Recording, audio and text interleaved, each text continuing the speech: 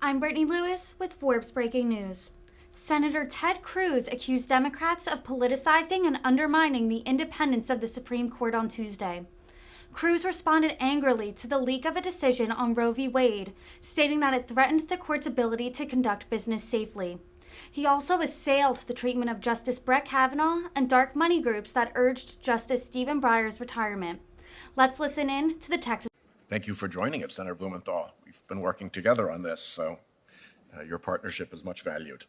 And over to you, Senator Cruz. Thank you, Mr. Chairman. Yesterday was a truly ominous day in the history of the Supreme Court.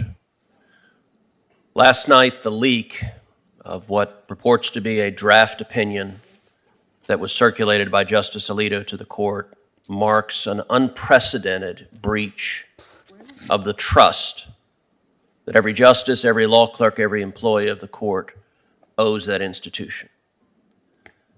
Very little in life leaves me speechless. When I saw that news, I was truly flabbergasted. It is impossible to overstate the gravity of the violation. The ethical violation, very potentially the legal violation, the wound to the independence of the court and to the integrity of the court may well be a wound from which the court never fully recovers. The decision of an immoral and unethical individual to leak the court's confidential working documents is the predictable consequence of a multi-year effort by Senate Democrats to politicize and undermine the court.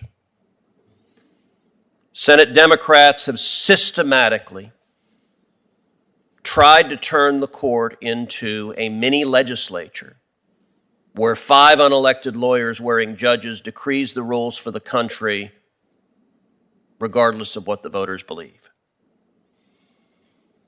The chairman of this subcommittee wants to force the names of any individuals behind amicus briefs to be made public, which would enable liberal activist groups to harass and dox them for engaging in the process. The Supreme Court shut down those same tactics in the 1960s when Democrats yet again wanted to harass members of the NAACP who were fighting for equality before the courts.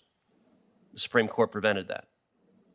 In 2020, Senator Schumer went so far as to threaten 2 justices by name standing in front of the Supreme Court for the potential decisions they might make. He said, quote, "I want to tell you, Gorsuch, I want to tell you, Kavanaugh, you have released the whirlwind and you will pay the price. You won't know what hit you if you go forward with these awful decisions." Naked politicizing of the court. In 2021, left-wing groups announced plans to protest at Justice Kavanaugh's home in a clear effort to intimidate him and to threaten the safety of his family. Groups like Demand Justice, the left-wing group, launched shameful bullying tactics directed at trying to force Justice Breyer to retire and pave the way for a younger, more activist justice. Demand Justice took out ads and even hired a mobile billboard truck to pressure Justice Breyer to retire.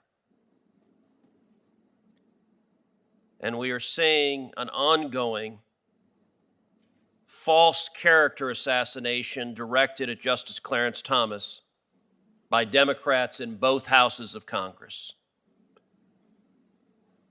In my view, Justice Thomas is one of the finest justices ever to serve on the court, which is precisely why this deliberate effort to politicize the court is so dangerous. And I would point out that these left-wing organizations funded by the dark money organizations the chairman of the subcommittee loves to talk about, dark money organizations like Arabella Advisors, left-wing groups that fund millions into putting leftists on court, including funding Demand Justice. Well, the executive director of Demand Justice, a former staffer to Chuck Schumer, tweeted last night, quote, SCOTUS leaks are good. Elite lawyers on both the left and right treating the court as precious all these years have just been giving cover to an institution that is wholly unaccountable. Rip the veil off. Another left-wing activist, an individual named Ian Millhiser, on Twitter said, quote, seriously, shout out to whoever the hero was within the Supreme Court who said, F it. And by the way, he didn't abbreviate it. Let's burn this place down. Mr. Dupree, you have had a career litigating in front of the courts of appeals and the Supreme Court. What are the consequences for the court, for the independence of the judiciary, for the integrity of the judiciary, for the ability of the court to decide cases if an initial draft of an opinion can be leaked to the public and if political lobbying and pressure is brought to bear on how the court decides the cases? Senator, the consequences would be devastating. And to your point, I do fear for the future integrity of the court in the wake of this stunning action that happened last night. As you know, the framers created the Supreme Court as a deliberative body, and a key element of those deliberations and the exercise of their judicial authority is the concept that deliberations are conducted behind closed doors, in secret, so there can be an exchange of views, debate over the law, draft opinions circulated. And when you see that process dynamited, to the quote that you read, burning this place down, it is a dagger at the heart of the Supreme Court's Article III power to decide cases or controversies. If justices circulate draft opinions with the knowledge that if there is one disaffected person in that building who has access to that opinion, that draft opinion will be on the front page of the New York Times in the morning, devastating to the Supreme Court's ability to do its job under our Constitution. Thank you.